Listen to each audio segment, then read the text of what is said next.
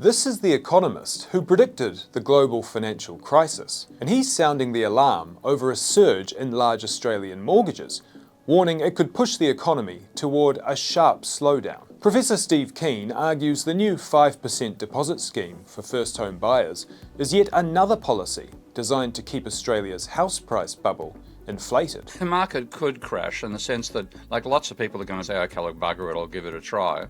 And then they're going to find the mortgage payments are beyond what they can cope with, or they might, certainly anybody who loses their job is toast. Across successive governments, home buying incentives have become a lazy way to stimulate the economy. It's a feedback loop, which Professor Keen calls a con job, where banks create vast amounts of mortgage credit, propping up consumption and consumer confidence, while also sending up house prices and household debt levels. Australia's household debt as a percentage of GDP is the second highest in the world, behind only Switzerland. This latest scheme encourages young people to borrow more money than they otherwise would, to benefit the wealth levels of older Australians like Anthony Albanese, who Professor Keen labelled the country's prime real estate agent. In the past, a pump in house prices has led to more money in the hands of baby boomers and additional demand for goods and services. But Professor Keen says this time the boost might not happen. Debt levels are now so high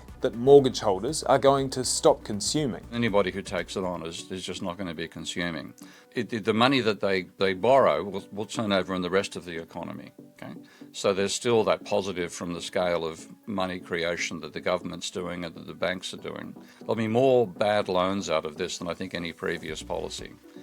And then as things goes, what does that do to the market? And then if you get the point where people are actually, getting enticed into the market, and then if a substantial percentage of them find themselves unable to service their mortgages, then that's going to put a pretty negative pall on anybody else getting into the market. So you can see the prices flatlining at that level. If people can't afford anything other than their train tickets to work, they aren't going to spend, and the result will be a slowdown of the economy. He calls the 5% deposit scheme the last hurrah of a system that will no longer work to shore up the economy in future.